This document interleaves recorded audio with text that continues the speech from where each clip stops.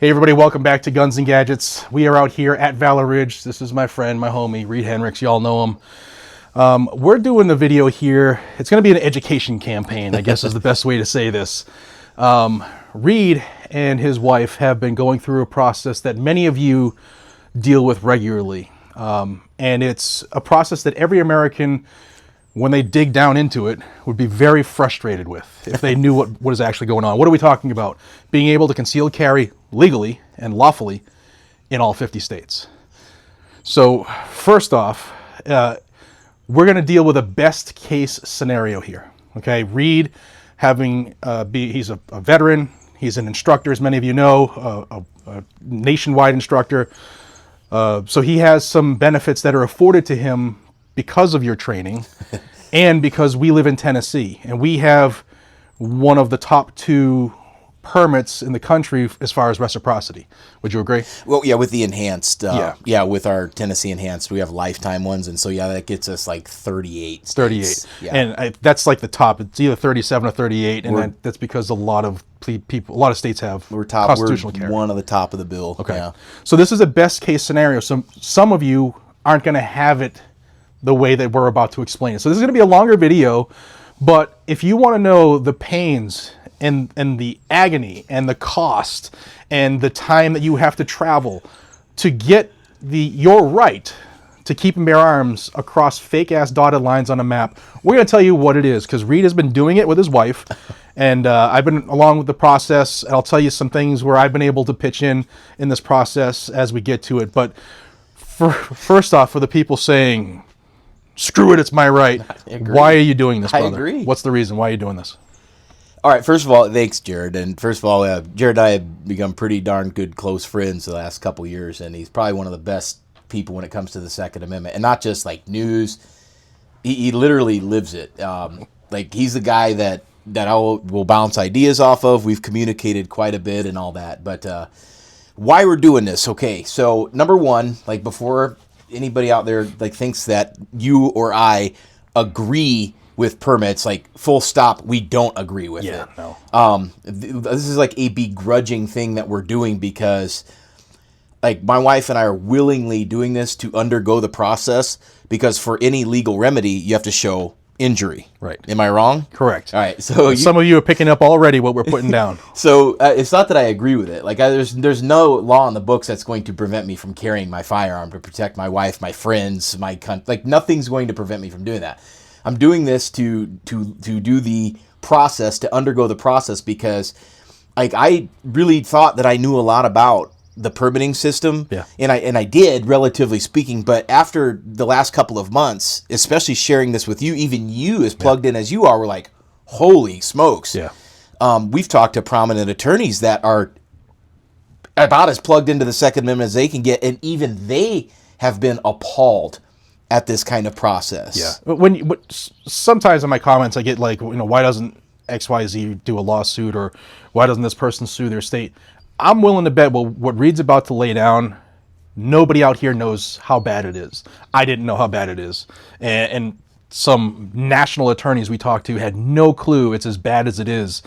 So we're going to lay it down. We'll tell you what they've done thus far, what hoops they've had to drive cross country several times, because some states you have to appear in person in order to be ordained good enough to carry your gun and save your own life. Thousands and thousands of dollars each for him and his wife, and that doesn't count time. I mean, we'll say off the rip, we're blessed because we have time that most people don't have. So this process would be even harder for I like to say a ham and egger, a 9-to-5er. Just a guy working hard. Like, I mean, think about dudes like doing concrete. Think about like people that have to punch that clock, which is like, hey, we've all done it, It's a person working a regular weekday work schedule, working normal business hours, could not do what we have done. It is literally impossible for anybody that can't take time off work or doesn't get paid time off or any of that stuff. The only reason that we're able to do this is because this is our off season training wise. That doesn't mean we still don't have stuff to do. but we don't have those commitments that we do once we start running our regular training schedule. Right. ValorRidge.com. Check them out. Get on the books, and maybe I'll be in a class with you. High chance. So where should we start? Let's start at the top and what you started and where you're at now. Yeah, so meat and potatoes of the video right here. And of course our cat Stormy is just going to make an appearance. But you want to say her full name? Yeah, her name is Stormy Daniels. But it is, okay? So anyway, what meat and potatoes of what we're doing here is, okay, so my wife and I both have Tennessee lifetime permits. I know that we don't need a permit in Tennessee. We're permitless carry. Right. Like every state that we touch is permitless carry. Right. So a large swath of the country is permitless carry, right? So, I mean, I think open or concealed without government permission, I mean, we can carry in like 40-something states like already. Right. Now, with our Tennessee enhanced carry permit, we can carry in, like I said, 38 states already. But there are a few left.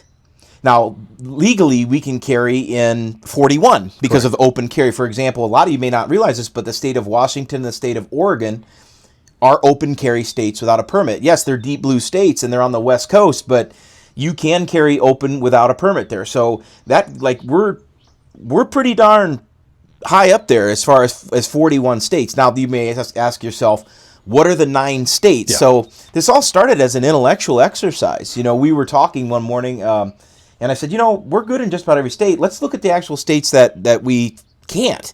And so we looked, and it'd be the usual suspects that you would think. Hawaii, California, Illinois, Maryland, New York, New Jersey, Connecticut, Rhode Island, and Massachusetts. I saved the best for last, Jared. And the reason I think you really got a hair across your ass on this one is because Reed is from the state of Illinois. That's where I was born. And there is no scenario that currently exists in the United States of America where Reed Henricks of Valor Ridge, a resident of Tennessee, can obtain a non-resident permit in Illinois. There is no legal route to do that. Yeah, so when we go home and visit family and friends, there's no legal remedy to exercise our Second Amendment. Illinois does not issue non-resident permits to anybody outside of 6 states. Those 6 states are Nevada, Idaho, Arkansas, Texas, Mississippi, and Virginia. So unless you're from one of those states, you can't even apply for a non-resident permit there. And there's another state where there is zero possibility for anybody who doesn't live in that state. Hawaii. Hawaii. Yeah, and as much of a fan, and I was stationed in Hawaii, you know, I was in 2nd Battalion, 3rd Marines a lifetime ago, and I love Hawaii. I like the people, I like everything about it, but the problem is that they've got a history of not really respecting the Second Amendment. That's why they're at the Supreme Court right now. The spirit of aloha. There really is a spirit of aloha, but that spirit doesn't include disarming people, right? Usually aloha's a positive thing, you know, the people there. I've got friends that were born there. I got one of my best friends is Keola Lee, lifetime Marine. He just, retired a few years ago. But Hawaii does not offer non-residence permits, full stop. You can't carry there because they don't have reciprocity with any states, and B, there is no non-resident option. Which is insane. You would figure after Bruin, at least Hawaii would do that, because 20 years, Hawaii didn't even issue a single permit on record, which helped them get their butt whipped after New York took the fall in Bruin. All right, so we know the 8 states. We know the 2 that there's no legal route to. Not to interrupt you at all, but it's 9 states we can't carry in. Yeah. 2, we cannot remedy that situation by any means. So really, we're down to 7. Yep. And talk about the process you've undertaken for those 7 states. I haven't even had a drink today. Maybe later after reliving this trauma. But so Rach and I, we watched a movie called Sideways. It's Paul Giamatti, and it's about a guy that's a wine connoisseur, and he goes out and takes his buddy on a bachelor party to wine country. And after watching that movie, we both entertained the idea of, hey, wouldn't it be nice to go out there and go to wine country and hang out and just see it? Yeah, but California's got some pretty bad laws, babe, for firearms. Yeah, but how bad could they really be? I said, it can be pretty bad. Yeah. And we started looking into the process and all the things involved. So then we started looking into the California thing and going in there. And first of all, it's exceptionally... Did you want me to go state by state? Yeah, dude. Everybody wants to know. So why not? Let's run down it. Yeah, well, California was forced into accepting non-resident applicants for concealed carry. Thanks to GOA. Thanks to GOA, exactly right. And the problem is that like you can do it, but here's the deal. They did this bill called SB 2. Mm-hmm. And so whereas California used to be a may issue, now it's a shall issue if you meet the criteria. But what they put into this law is a mandated 16-hour classroom training plus 2 hours of live fire training for every pistol that you want to carry out there. So you can't like get around that. Like no matter how much training you already have, like no matter how high speed you are or whatever, you can't do it. You have to take a class from a California DOJ approved instructor. And if you have a collection of firearms, you can only have 3 on your permit? Was that Most counties it's 3, although the one that we applied to, you can do 6. 6. So if you're like me, you collect guns, you have quite a collection as well. So if I wanted to be able to carry my 6 different 2011s and a Glock, one of them would have to come off. Oh, and they got to have 10-round magazines, too, out there per California law. Because it's safe. Absolutely. Yeah. Just, because I know exactly how many rounds it's going to take to stop the bad guy, yeah. So California, how much is the process that you've gone through? Okay, ballpark here, guys. And do understand, this is best case scenario. So I've already got like a lot of training that in certain states that they'll accept. But this is like if you were just a person that wanted to do it from the ground level up. Okay, so you'd have to do, generally speaking, in some of these counties, you're looking at just the application. All right, just the application, anywhere between $150. I've seen as high as $180. And this is a 2-year permit, like no exceptions. No exceptions, 2 years. Yep. So you're looking at about $150 to $180 application fee. A lot of them have an issuing fee that can be another $60 to $80. Your training class out there, when you do the classroom and the actual live fire, I've seen on average the training class out there $250 to $300. Just for the training class. And then printing? Fingerprinting you're going to pay because you have to you have to submit that, and they've got to submit it to the California DOJ. So fingerprinting, easily $50, $60. And then, are they one of the states that has, they charge you for your photos you can supply? You can supply your own photos. Okay. But if you go to Walgreens, that's going to cost you $15, $20, $30, depending on where you are. So $1,000-ish? Well, I would say probably safely per person, easily $5. Okay. But for us as a couple, it was $1,000. Yeah. And that's just for California. That's just Cali, yeah. Just California. No, all of the states that I'm talking to you about, then the next 7 states that I'm talking to you about, have 0 reciprocity with any other state. So you have to individually get each one of these things. Mm-hmm. With 0 reciprocity, you have to do it all in-house per their state law. And one thing that, correct me if I'm wrong, but one thing that he has discovered is these states that only require their own training, they have their own training requirement, and they won't recognize anybody else's. Is there a similarity in the class? They're identical, like verbatim identical. But I've had 4 different 16 plus 2-hour classes, and none of them count in any other state other than the specific one that we're applying to. It's the exact same class. Exact same. California won't recognize New York's won't recognize Massachusetts. It's all the same class. Exact same material, like almost verbatim, with very few exceptions. It's almost like they did this by design. If you're one of those conspiracy guys, that thinks there's a left-wing conspiracy to prevent firearms ownership and carrying in this country, yeah. California, check. What's next? Okay, the next fun one that we did was New Jersey. Now, New Jersey's in the Third Circuit, so they've kind of gotten beat down in federal court the last few years, so good on them. But New Jersey's is another 2-year permit, so good segue. Another 2-year permit. And that's going to cost you to apply about $206 just for the application. They do accept Identigo fingerprints, so you can go to the tech, get digitally fingerprinted, and they send off. But the non-resident fee for New Jersey is nearly $100. I think ours was like $96 and some change, so almost another $100. So now we're like $300. Then you have to have a New Jersey concealed carry class. They call it, like, they have their own specific one for it, but it's like about safety and storage and use of force and all this stuff, and so you got to go through that class. And if you did this from scratch and had to pay for their class, I've seen anywhere between $250 to $350 depending on where you are in Jersey. So now you're well over $600 in this, and then you have to do a live fire for New Jersey, and it is shot at 3 yards, 5 yards, 7 yards, 10 yards, and 15 yards. So 50 rounds. 10 rounds at each one of those yard lines on an FBI Q target. I don't know if you can put a picture. It's like a bowling pin target. And so it's 50 rounds, no time limit. and you have to hit like I think a certain percentage on there. Guys, I don't have notes for this video. This is all off the top of my head. I probably won't screw something up, but if I do, we'll fix it. I'll put it in. I'll make an annotation. Yeah. So there it is. So 50 rounds, and then you have to do that with a certified instructor. I happen to know quite a few, so I didn't have to pay. But you're looking at easily $600. And keep in mind, guys, that this is. And it took me. I think it took them 13 days to issue mine. So yeah, that was quick. I was surprised how fast you got it back. Yeah.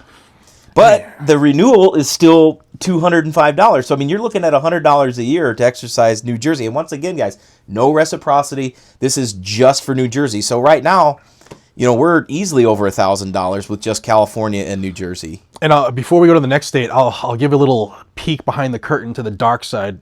Most 90% of you all know my former life. I was in law enforcement, and I did run the permitting for my PD. Nobody got denied. Everybody was approved. But everything that we're talking about, every step of this literally takes minutes.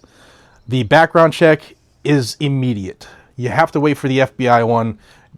Doesn't take that long. Fingerprints, if you happen to have a PD or a place that does live scan, it's seconds per print. Photograph is immediate with a digital camera, and it just hits submit. It's pretty easy, and it doesn't cost. It doesn't cost the amount of money you're getting raked over the coals to the application process. Even if you dumbed it down to like, all right, how many minutes of a day is this person spending on it, and what's their pay rate, and how much is it? It's not anything close to what people are paying out of pocket to exercise a right. But we have to spend the time going through these processes, and the amount of time that we have to spend on it is hundreds, if not thousands of hours. Which is driving. insane. And I forgot to mention about New Jersey also, you have to do a mental health release for them to look into all of your mental health thing. Like, they're not going to find anything on like most people, but nonetheless, you still have to waive that Fourth Amendment right to even apply. If you don't provide that form, they won't run your application. And I don't think that is something that's consistent with the nation's historical tradition of firearm regulation. Nothing that we've talked about so far has. No, it's funny, right? Yeah. You would think. Yeah. Well, you'll see where we're going with that. So this is like 2 states. We've still got 5 more to go. Yeah. Right? Let me cough real quick.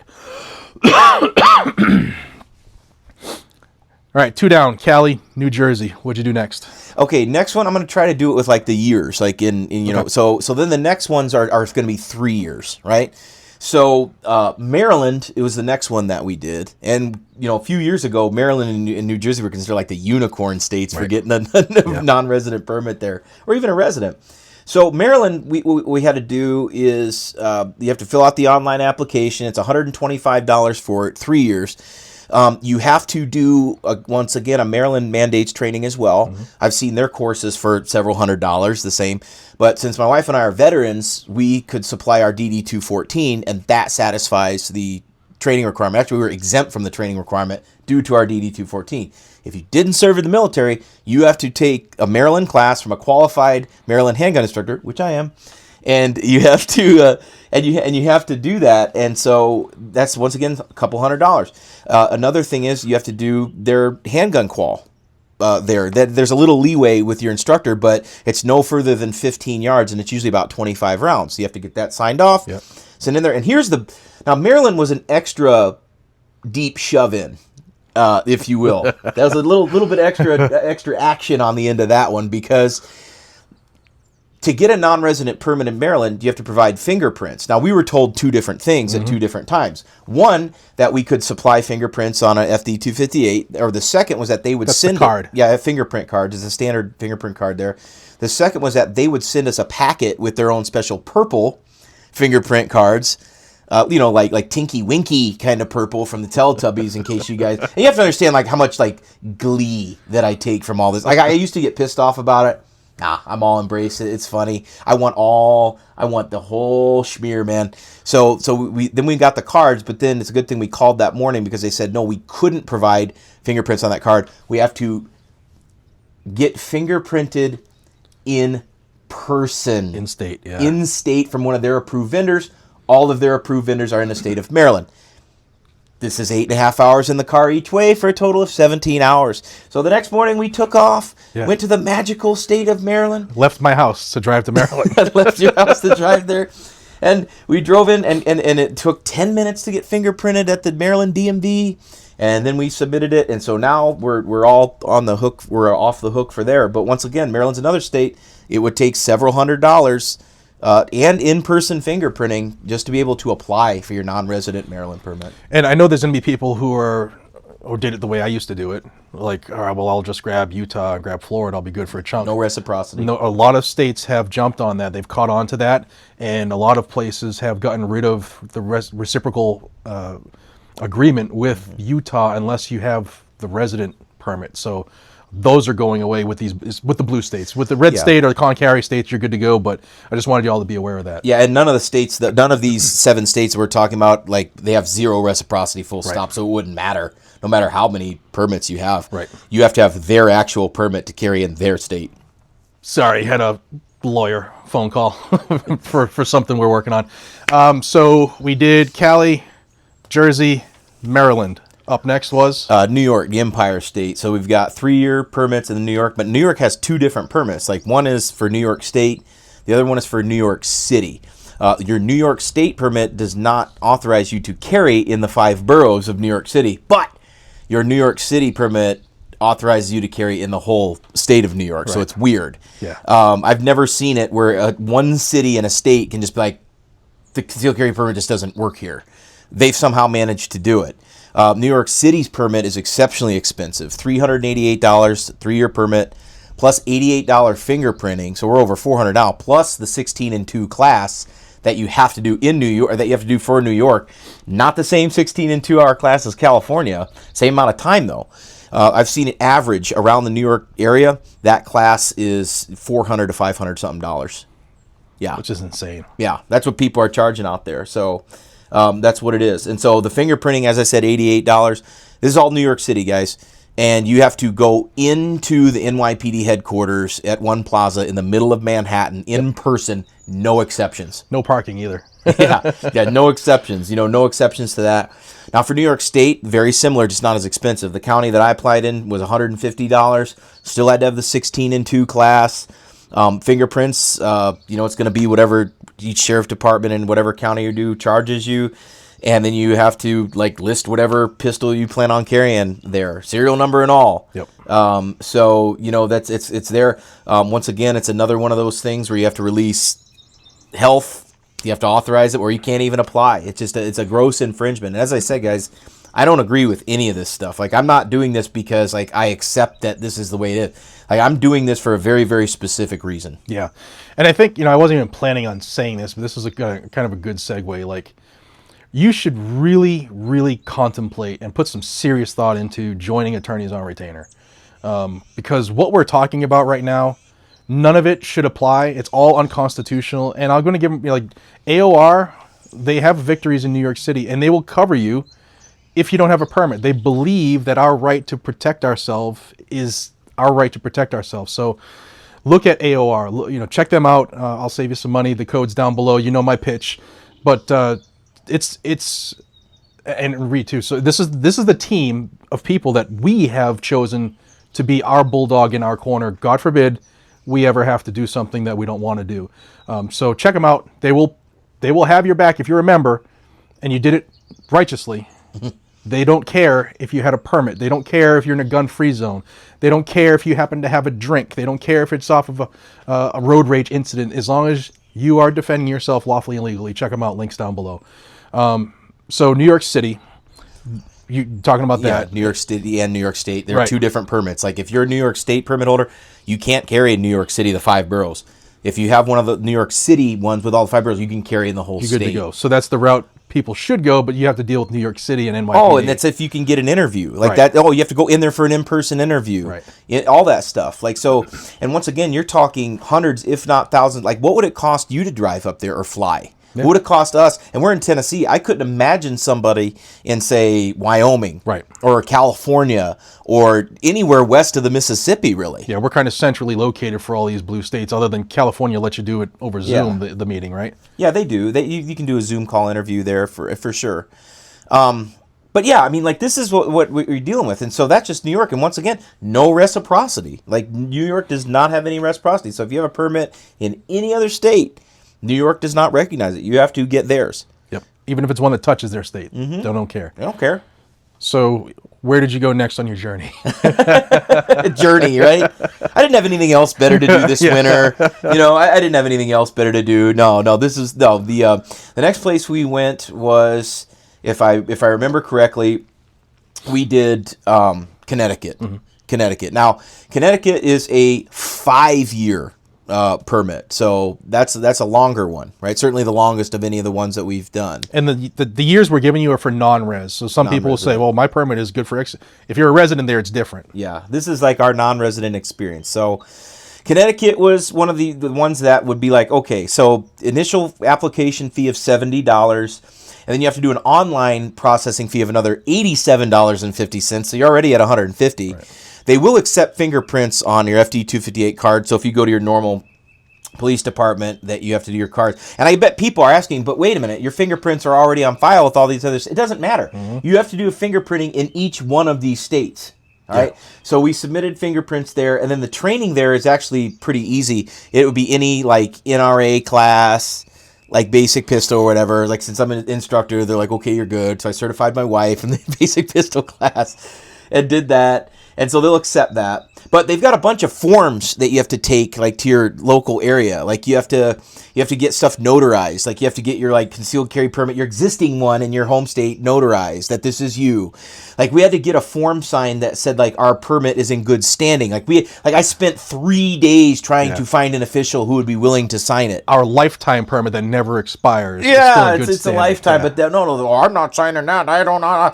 Like, so it was this whole idea. And then they have like a different form that you have to do, like, says that you completed their training. And if you don't, then they'll send the whole packet back. And so it's like, we got a packet sent back because we forgot one page. So they sent the whole packet back.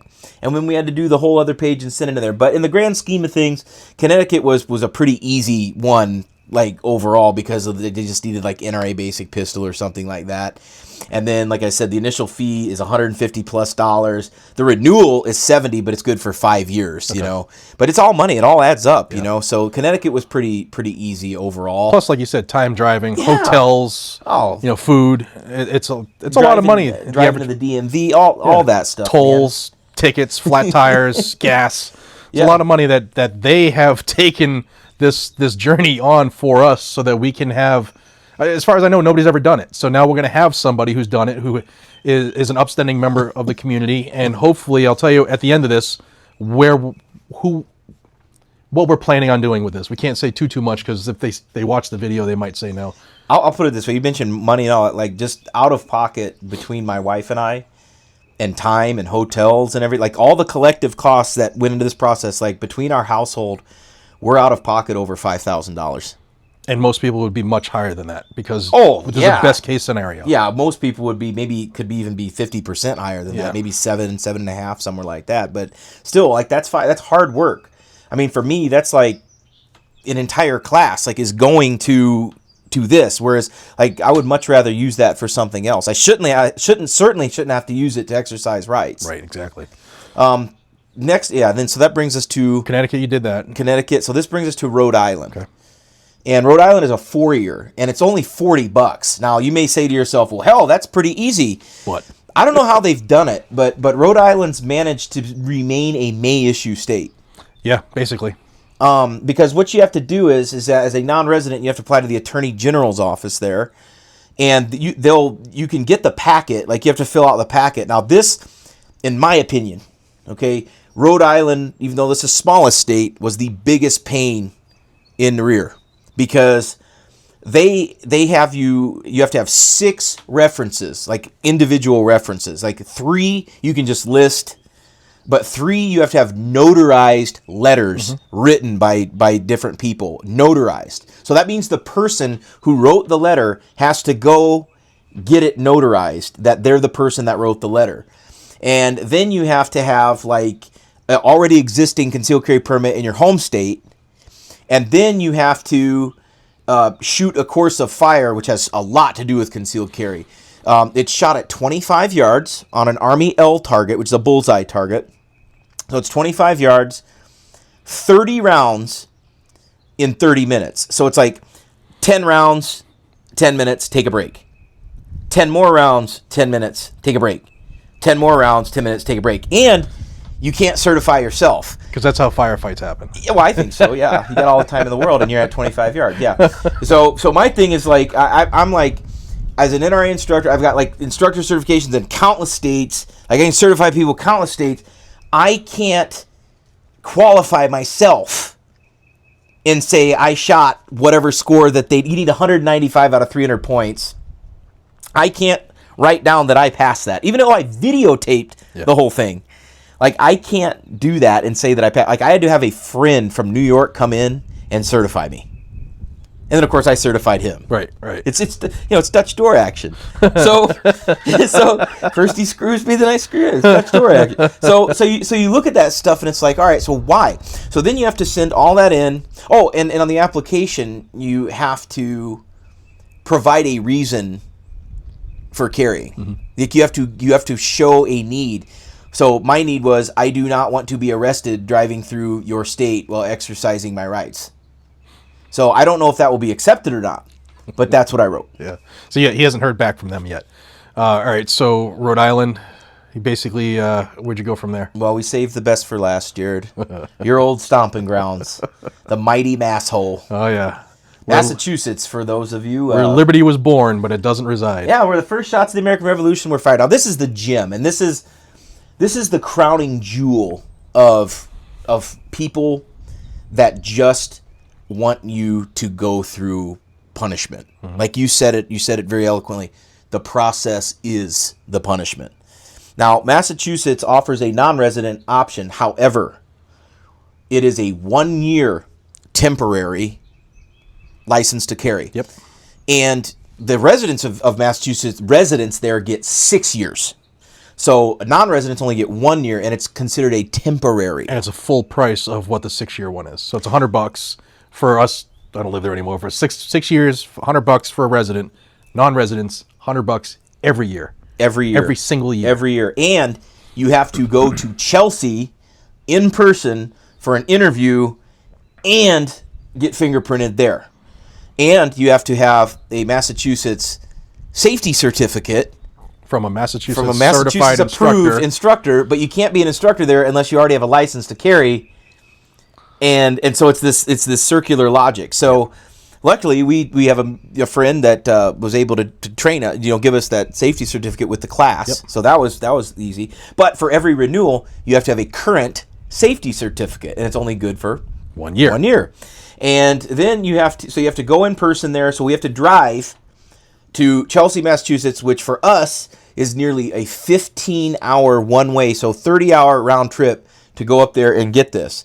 And there's no wiggle room there. Like, they do not care if you're disabled. They do not care how far away you are. You have to appear in Chelsea in person for that interview, and you may be required to do that every year. Correct, because it's a privilege there. Yeah. Yep. It's bad. Now that's the state. Is that all? Is that all California? Illinois? Well, we have ones we can. Yeah. California, Maryland, New Jersey, New York, Connecticut, Rhode Island, and Mass. So that's 7 by my tally. So thousands and thousands of dollars. Thousands of hours. Miles. Thousands of miles. And for business guys and gals out there, you know that money is time. This is time driving, which is time not earning. There's a lot of issues, obviously, with what's going on. So where do we go from here? There's an alliance that I have who's pretty powerful in the United States right now. We have submitted this to that person, and our hope is that they elect. They're drilling down into it right now. That they elect to do something. Don't know what they may or may not do, but the second we hear about it, you're going to hear about it. But just know that Reed Henricks and his wife and you, they're doing this for the greater good. They're not doing it because they want it. They don't believe in it. I believe in it. It's an unconstitutional infringement. We're all on the same page. But the things that we're telling you might not have heard of or didn't know. The most powerful people in this land had no idea when we were talking to them. They were appalled. They were literally appalled by it. They had no idea. And like, my thing is this, guys, like, this isn't like the whole story. Like, there's a lot of stuff I haven't included, like BS. dealing with bureaucrats, dealing with people face to face that look at you as if you're some maniac for simply wanting to exercise this. Like there is a group of people in this country that truly despise American freedom. They despise the Second Amendment. They hate guns, full stop, and will do everything that they can to make sure that this is as difficult as possible to you. Like, I could tell you guys story after story after story, interaction after interaction after interaction. But we're at the point where a lot of these attorneys, like you mentioned, or people that we've spoke to that aren't even attorneys but are well plugged in, they had no idea that there was none of this reciprocity or that it was this expensive. Like per year, just for my wife and I to stay current on all these renewals, it's costing us almost $500 per year. Right. Per person. So our household, it's cost us $1,000 every year just to maintain current credentials. And a trip to Massachusetts every year. Oh, and as fun as that is, as fun as it is. And again, I want to reiterate because it's important. This is a best case scenario. Oh, I couldn't imagine. If Reed was not a Marine Corps veteran, if he was not a nationally recognized firearms instructor, this would be a lot more cost, a lot more trouble, and a lot more time. So we will keep you up to date. I wanted to get this out there. We're going to start talking to other people. We want this message to go nationwide as fast as possible because nobody knows this. You know, most people, myself included, I knew what it took in Massachusetts because that's what I was coaching people in. I didn't know what people had to deal with in, Connecticut or Rhode Island. I mean, I would know who to refer them to, but I didn't know. And now that we're doing this whole carry across our land thing, it's interesting. It's very frustrating. Like we're gonna go sample some hard stuff right now because it's frustrating. But even after all of this, okay, at the end of this, my wife and I have 10 permits. We still can't carry in Hawaii. Right. Still can't carry in Illinois. Still can't carry in our nation's capital, Judge Janine, and still can't carry in New York City. Yeah. Like despite all of it, and there's no rhyme or reason. There's no consistency to it. There's no standard. And I hope that people watching this understand, guys, like, don't believe anything I'm saying to you. Like, don't believe any of it. Like, research it yourself. Yeah. And then tell me when you came to the same realization, like, I want you to understand that this is a right. But they don't treat it that way. Right. Your default position is that you have to have thousands of dollars in your bank account or that you have to have all the time in the world just to ask for permission in those states. And anytime anybody will tell me the Second Amendment isn't a second-class right, I'll laugh in their face. If any government bureaucrat wants to tell me that, oh, no one's threatening your gun. Oh, the Second Amendment's still a first-class right. Like, can you imagine if this was voting? Could you imagine having to drive 30 hours round trip to write a paper, to have a speech? Like, it would never. I mean, it would never ever fly. Ever. So you have a failure. You asked maybe a couple weeks ago we were talking. And you ask, what do you think, how do you think it got here? You guys understand, civics is like my thing, right? So it's a failure. It's a failure of federalism. And I don't mean a failure of like federal government. I say federalism, which is dual sovereignty between the states and the federal government. Right. You have states that are completely trampling on the Second Amendment, these 9 states and the 7 that we specifically can apply to. But we have states trampling on the Second Amendment, full stop. Infringing, I believe, is what the word is. Yeah. And then you have the federal government failing to protect that civil right, that Second Amendment right. So it's a failure of not only state governments, but a failure of the federal government. And we haven't even gotten into, in a lot of those states, you have to have a permit to purchase a firearm. So now you have a poll tax on the right to keep and a poll tax on the right to bear. So this is and then the training requirements, of course, would be a literacy test. Right. So you have historical precedent for this to be overturned on that principle alone, because the poll tax was shut down, and the literacy tax on voting was shut down. You have a poll tax and a literacy test on the Second Amendment in many, many states across this country. And they've done quite a bit of research, as hopefully this hornet doesn't decide to eat me. They've done a bunch of research where they told me today they found a Supreme Court case about, for you, charging a different cost for a resident and a different cost for a non-resident. So there's already decisions that are binding on the books. Article 4. States, an Article 4 case, but the states don't care. And we're trying to do something right now that makes them care. I will say this, man. Like, the culture in this country sucks when it comes to firearms. Like the very thing that bore our freedom, right? The very thing that made our country possible, which is firearms. The very thing that keeps it safe, firearms, is the culture in this country sucks. And I think it's a combination of ignorance, people that are exceptionally hoplophobic, afraid of arms. Yep. They're uninformed. They're ignorant. You know, obviously your viewers, people that watch my channel, they're pretty passionate about the Second Amendment. But, you know, a lot of people in this country are not. They think it's a relic of times past or that it's not needed at all. Well, that's the stupidest stuff that you'll ever hear in your life. But the culture for firearms in this country sucks. And because the people don't respect it, their representatives don't respect it, this didn't get this way overnight. So here's the deal. Our generation, right? Our generation and younger, we're not apathetic. We're not going to lay down and take it like our parents and grandparents did. And you, like people need to understand this, man. Like in my lifetime, in your lifetime, like these states and this country, it will respect firearms again. And I do not have any doubt in my mind. They will be forced to respect firearms and people's individual right to keep and bear arms again. And I will not stop. I will not do anything else until that happens. And I've told you the other day, like I will not be an old man watching this country's Second Amendment deteriorate the way that my father and grandfather and their father did. I will not do it. Yep. It will not happen. Yeah, I'm right there with you, man. Well, now that you know the path, most people are saying, well, what can we do about it? And I'll tell you, I'll be honest with you, that's what we're struggling to figure out, because short of a lawsuit, what do you think people have, especially in those blue states? What is their recourse? Yeah.